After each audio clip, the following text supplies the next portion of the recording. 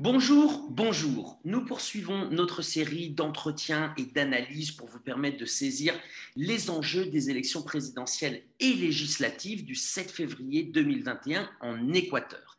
J'en profite d'entrée de jeu pour vous inviter à participer à la cagnotte que nous avons mis en place pour que les deux rives puissent être présentes depuis le terrain et vous offrir un autre point de vue, un autre son de cloche pour que vous puissiez vous forger votre propre opinion. Nous avons presque atteint notre objectif. Aidez-nous à y parvenir. Nous remettrons le lien, bien évidemment, dans la vidéo. Alors, quand on parle de la campagne électorale en Équateur, évidemment, on parle de plan de gouvernement, de promesses électorales, etc. Alors ça, évidemment, c'est bien, mais qu'est-ce qu'en pensent vraiment les gens ? Comment cela se traduit-il en intention de vote? Qu'est-ce que nous révèlent les instituts de sondage? Et pour parler de ça, nous sommes avec Paulina Recalde, c'est une sociologue équatorienne et elle est surtout directrice d'un prestigieux institut de sondage équatorien, Perfiles de Opinión. Donc, comme vous pouvez le voir, nous sommes en très bonne compagnie pour traiter ce thème. Paulina, bonjour, merci d'avoir accepté notre invitation et bienvenue sur notre rive. Hola, ¿cómo estás? Hola con todas y con todos. Alors, les élections équatoriennes ont lieu dans un climat politique particulier. Selon des enquêtes menées par Perfiles de Opinión, et en novembre 2020, 85% des Équatoriens considèrent comme mauvaise ou très mauvaise la gestion de l'Assemblée nationale sortante.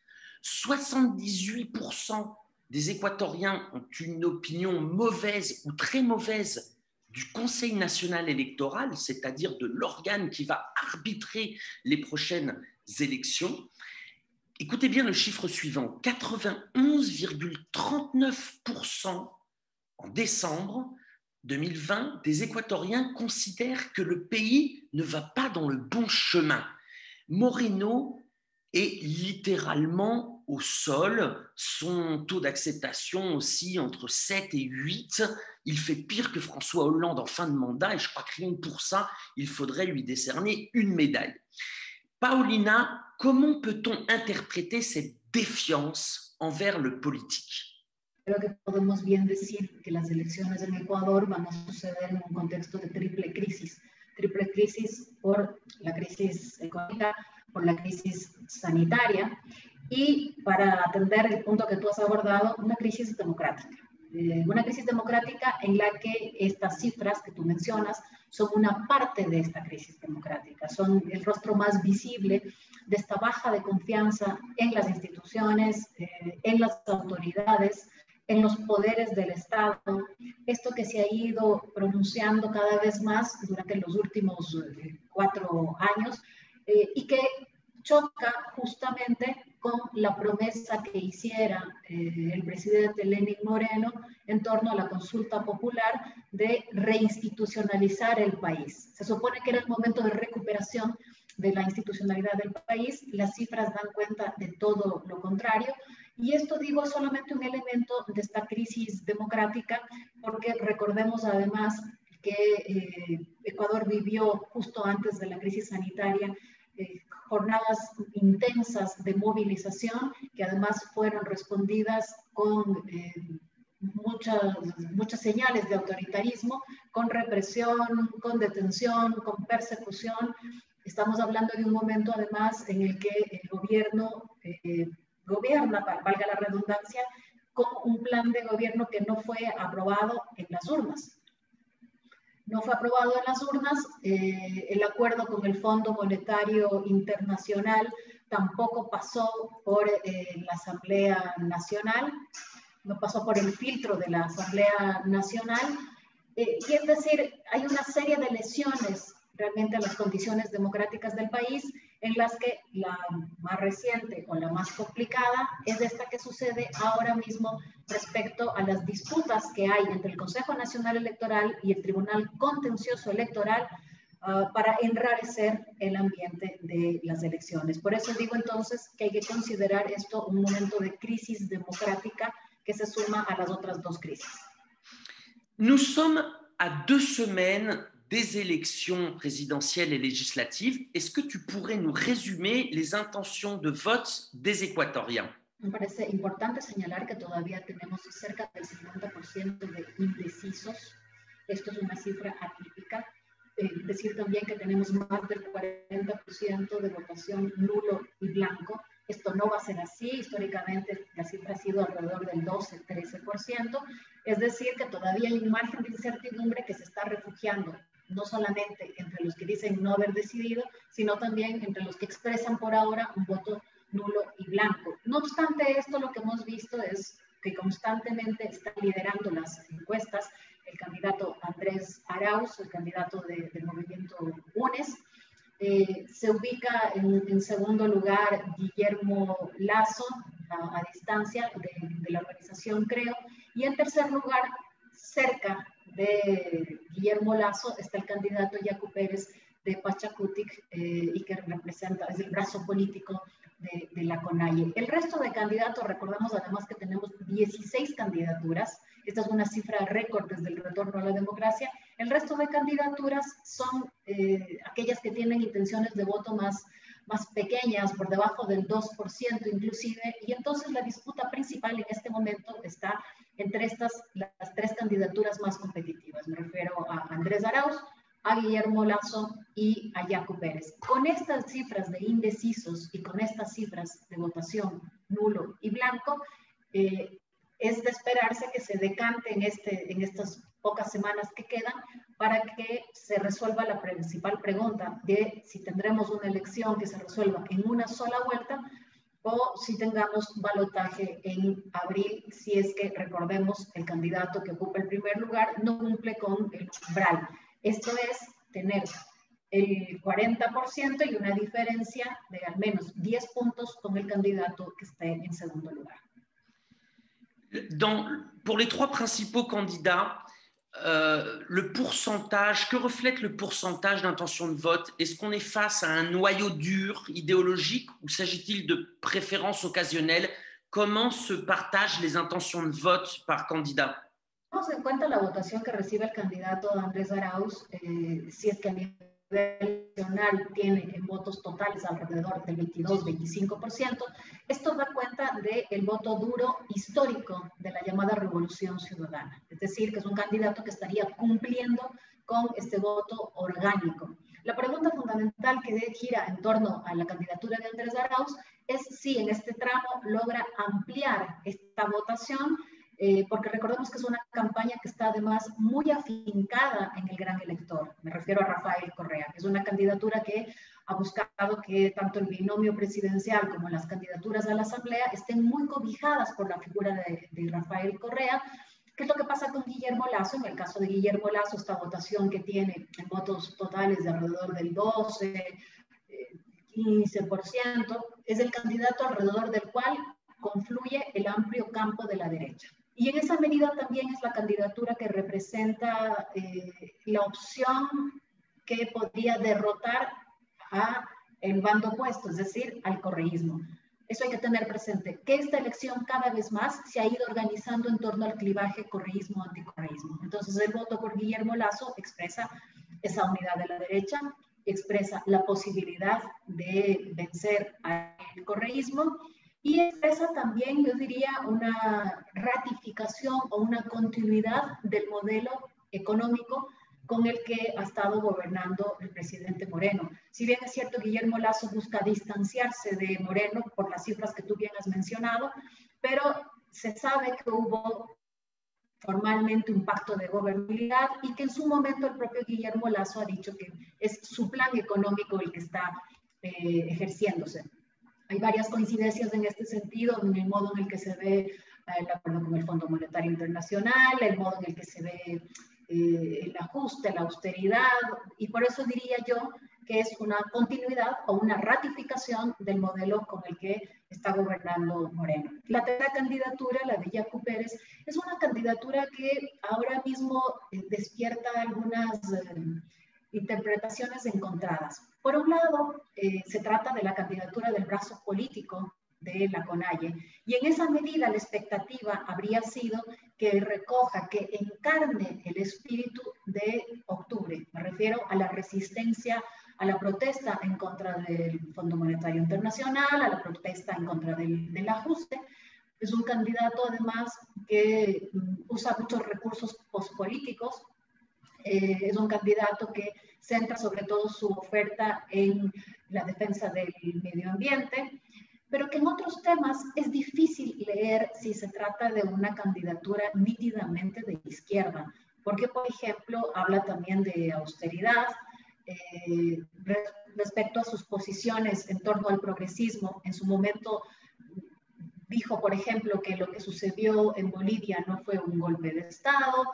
En fin, hay una serie de elementos que hacen compleja de leer a esta candidatura, pero estaría ocupando, digamos, la atención de aquel electorado que está agotado de la que se concibe como la vieja clase política.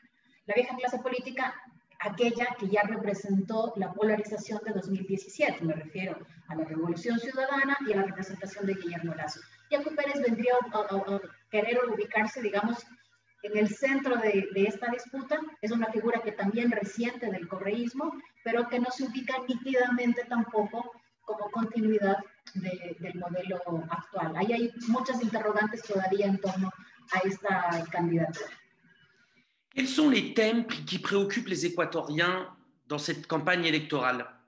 Sí, lo que hemos tenido es la constante de que alrededor del 40% menciona temas económicos. Ahora mismo la principal preocupación tiene que ver con el desempleo, sumado a la crisis económica mencionada en amplio sentido, pero también se sigue mencionando la corrupción. Es un tema que recordemos que en 2017 tuvo un rol muy importante y es un tema que sigue pendiente, que sigue presente, porque en este periodo de gobierno se sumaron denuncias de corrupción también contra la clase que está gobernando en este momento.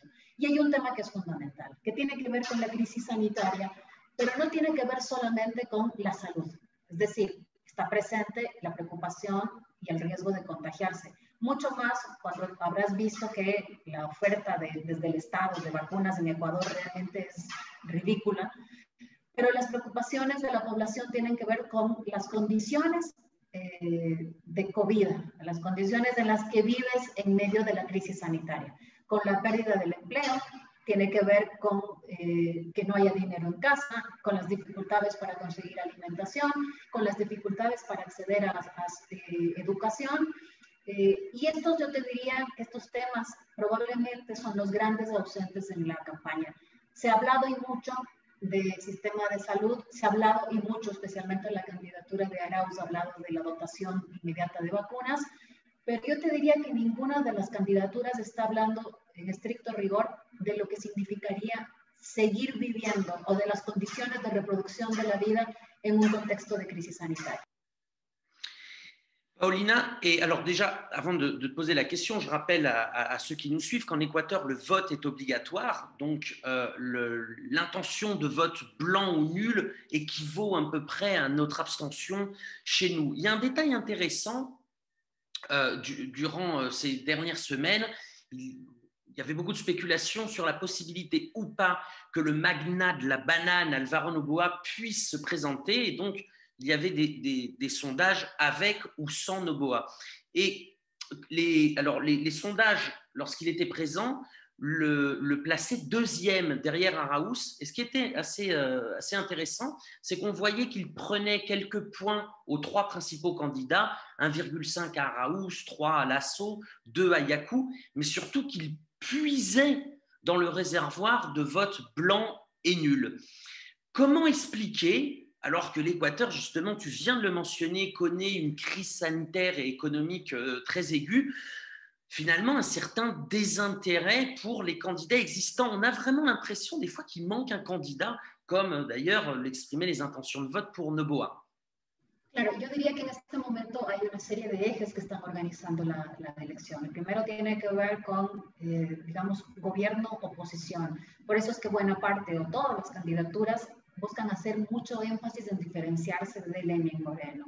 Y este justamente es uno de los lastres de los que sufre el candidato Guillermo Lasso, porque la población lo reconoce como aquel cercano y además como aquel que podría gobernar como Moreno. El otro eje tiene que ver con el que ya hemos hablado más ampliamente, de correísmo o anticorreísmo. Y hay un tercero que tiene que ver con esto que decía yo hace un momento, entre esta que se asume como vieja clase política y esta necesidad de cierta disrupción.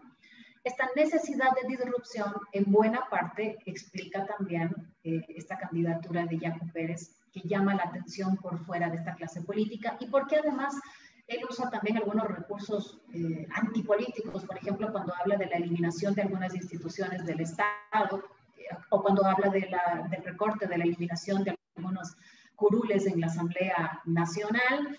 Pero al mismo tiempo es un actor que por su condición de empresario, propietario de uno de los principales grupos económicos de Ecuador, ha transmitido también la posibilidad de generación de empleo. Es decir, un empresario que sabe manejar bien sus empresas y que podría generar o replicar esto en el Estado. Y esto que además es un lugar común en varias campañas, en varios países, de que aquel que tiene mucho dinero no necesita robar. Ahora mismo es Álvaro Noboa, como bien tú señalabas, cuando estaba en la papeleta ocupaba el segundo lugar. Cuando sale de la papeleta, nulos y blancos engrosan sin que haya una transmisión inmediata de esta votación. Y es un elemento que hay que tomar en cuenta, porque aunque Álvaro Noboa no está en la papeleta, yo diría que sigue en la disputa. ¿Por qué? Por dos elementos.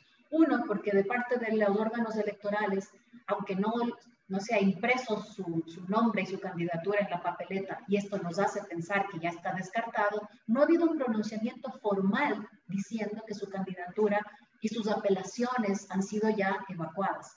Por eso es que hay preocupación y alertas de qué podría pasar si este recurso avanza y en algún momento digan que el cronograma se retrasa o que esto afecta o anula incluso las elecciones. Y del otro lado, en términos de la disputa y del imaginario, es un candidato que sigue haciendo presencia, sigue haciendo campaña. En estos días ha lanzado una campaña ofreciendo plazas de empleo y pidiendo a la gente que envíe sus carpetas, su currículum a un correo electrónico.